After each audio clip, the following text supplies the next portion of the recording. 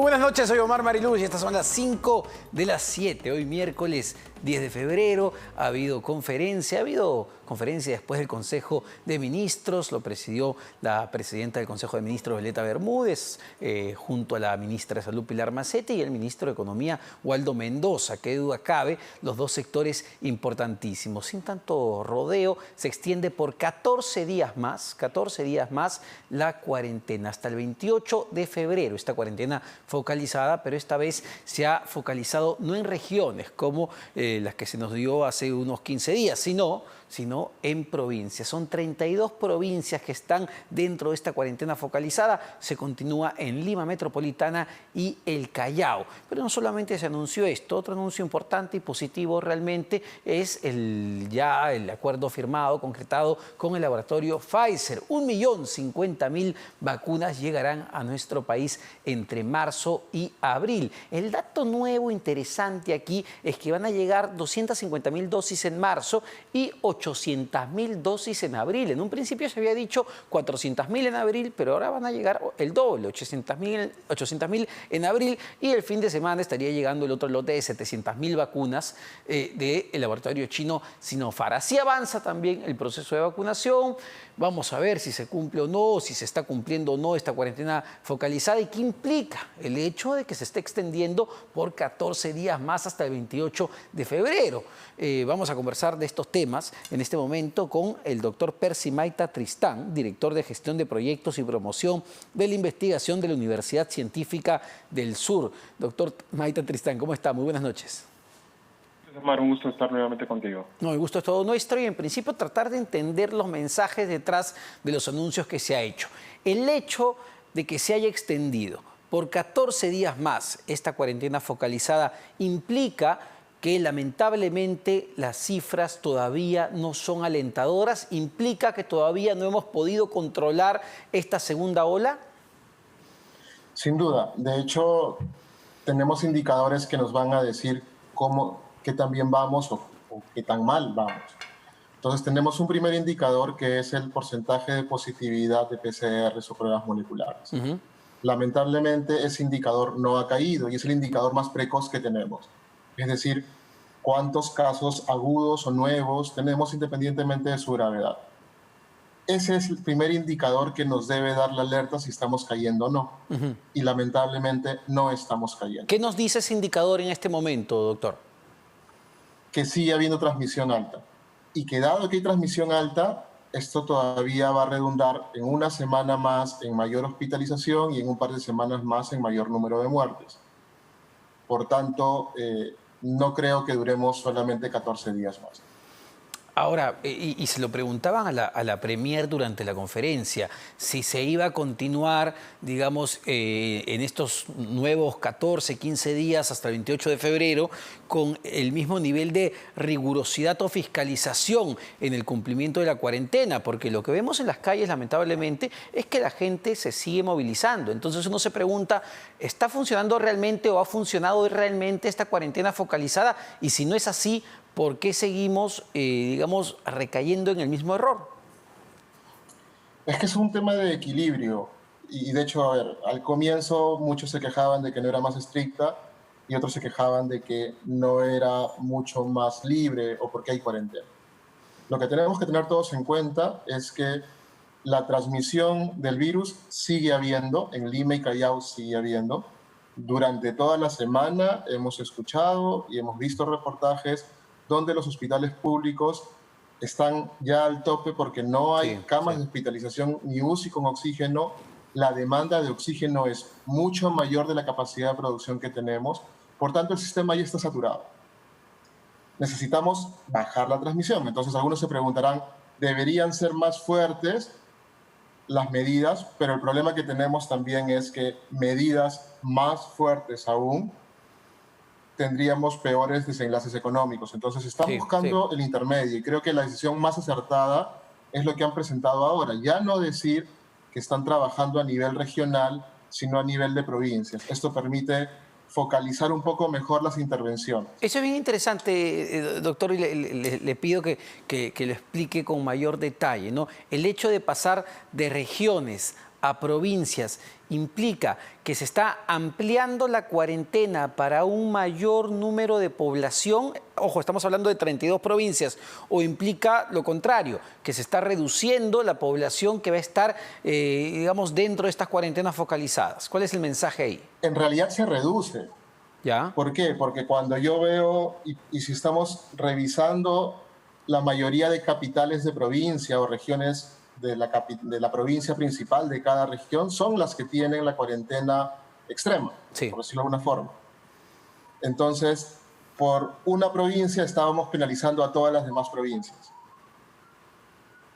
Entonces, Claro. es mucho mejor mantener actividades económicas en aquellas donde no hay un nivel alto para no castigarlas en este proceso. Entonces, es mucho mejor manejarlo a nivel provincial, donde sí se podría dar libertades a aquellos que lo requieren y ser restrictivos con aquellos que necesitan cortar transmisión. Ahora, pero este es aquí el asunto, ¿no? Ya focalizando mucho mejor la cuarentena y llevándolo al nivel provincial, ¿le permitirá al gobierno, al Ejecutivo, ejercer mucho más control para el cumplimiento de las medidas? ¿O es algo que, digamos, el Ejecutivo tampoco quiere ejercer, tampoco quiere, digamos, ejercer demasiada presión sobre el ciudadano, sino apelar a la buena voluntad? ¿Cuál es su análisis? En realidad, hasta ahorita parece que está apelando mucho más a la buena voluntad de las personas. Sí. También ahí hay un tema, ¿no? O sea, nos hemos mal acostumbrado, creo, a solamente tomar las cosas cuando nos obligan y tenemos a alguien que nos dice que no lo hagamos. Entonces ahí tenemos un tema de ciudadanía no resuelto, porque todos, creo que todos hemos tenido a un familiar o alguien cercano que ha estado grave o ha fallecido, y debería ser esto lo que nos ayude a tomar conciencia de la gravedad de que estamos. Ahora, esto es un poco el contexto. De hecho, que lo que debemos enfatizar, y creo que es el mayor pedido, es enfatizar el acceso a oxígeno para los hospitales. Sí. Eso es lo que nos va a ayudar mucho más. Ahí deberíamos impulsar más las preguntas y fiscalizar, porque eso necesitamos actualmente. Vamos a ese punto, justo doctor Mayta Tristán, ¿no? Y la ministra de Salud, Pilar Macetti, ya dio más detalles de cuál es nuestro déficit de oxígeno en este momento, y lo que decía es que tenemos o nos faltan 110 toneladas de oxígeno por día. 110. Entiendo que se producen, o entiendo que necesitamos en general 510 toneladas y solo se producen 400 toneladas. Entonces, ¿cómo hacemos con este déficit? ¿Por qué hemos llegado además a tener este déficit, teniendo en cuenta que conocíamos de todo el problema de la pandemia desde incluso antes de marzo del año pasado? ¿No nos pudimos preparar? ¿Qué es lo que sucedió ahí desde su punto de vista, doctor? Problema uno fue la medida que conocimos, que luego se derogó, que pedían solamente oxígeno del 99% para mantener entre pocos el negocio, ¿no? Luego, en la primera ola fue claramente un problema, lo estamos viviendo en la segunda ola igualito, y se dijo todo el tiempo que esto es una neumonía viral, por tanto tenemos que manejarla con oxígeno, y pensaron en el gobierno de que no iba a haber una segunda ola y por tanto se olvidaron del tema del oxígeno, es creo yo lo que pasó. Este fue, perdóneme que me detenga ahí porque no es un dato menor el que da, doctor. Este quizás fue el peor error del gobierno, el pensar que no iba a haber una segunda ola, el pensar que ya la mayoría de personas se había contagiado y era poco probable que volvamos a caer en una situación como la que caímos el año pasado. ¿Esto evitó tomar las previsiones del caso?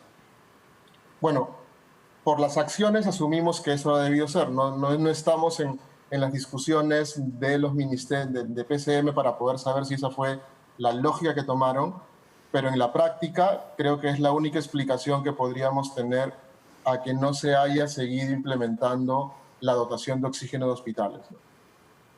Ahora, entiendo que implementar oxígeno o lograr cubrir este déficit de 110 toneladas diarias tampoco se va a dar de la noche a la mañana. Es decir, la ministra Pilar Macetti ya ha anunciado que se va a importar una cantidad de toneladas de oxígeno y hay compromisos con la UNI, con otras instituciones, empresas privadas para aumentar la producción, pero ¿cuán sencillo desde su punto de vista es poder cubrir ese déficit en el cortísimo plazo? Porque lo que vemos el día de hoy es lamentablemente todavía colas de personas que buscan llenar sus balones de oxígeno en diferentes regiones del país. Sí, no es un tema fácil. De hecho, no conozco de la parte técnica de cómo se implementan plantas de oxígeno, pero no creo que sea fácil.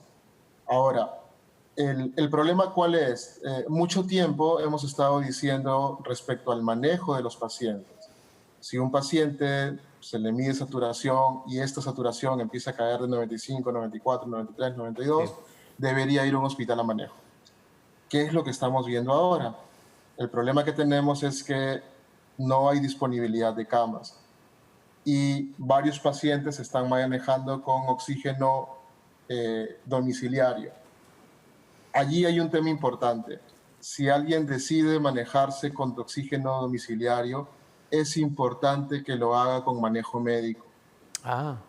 Esto es muy importante, porque he visto que han soltado guías, recomendaciones, sí, y que alguna persona podría decir, bueno, yo me compro el oxígeno, me compro mi concentrador, yo me automanejo, y eso no es correcto. O sea, si de repente no podemos ir al hospital porque está lleno o tienen miedo o lo que fuera, todo el manejo con oxígeno tiene que ser obligatoriamente con manejo médico porque se podrían hacer daño también. Uy, doctor, ahí sí le voy a pedir que nos detengamos porque lo voy a ser totalmente sincero. Yo incluso he escuchado de familiares, de gente muy cercana, que ha comprado sus pequeños incluso balones de oxígeno para tenerlo y los ha empleado quizás sin supervisión médica.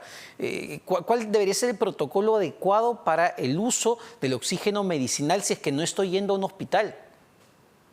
O sea, no te puedo decir el detalle de cómo manejarlo porque no soy un médico intensivista o neumólogo. Pero este manejo de oxígeno en casa tiene que ser sí o sí por un médico, porque tenemos que graduar las necesidades, tenemos que saber cuántos litros por hora hay que dar y cuándo ya no va a ayudar demasiado el manejo en casa y tiene que ser un manejo hospitalario.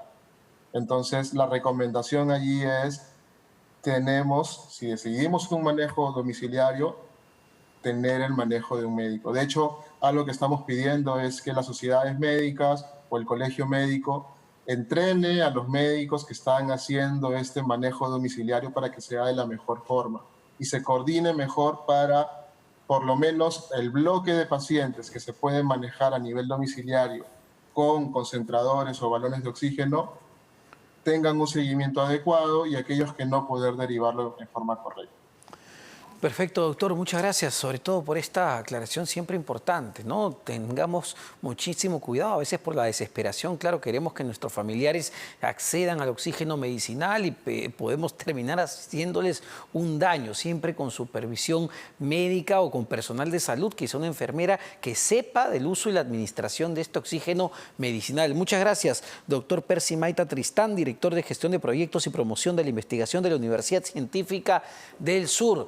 Nos vamos a una pausa, no se vayan, venimos con mucho más, venimos con un debate electoral de candidatos al Congreso de la República, pero también para seguir hablando de estos temas que son claves, ¿no? El tema sanitario marca la agenda definitivamente, no solo el 2021, probablemente también la del 2022. Pausa, venimos.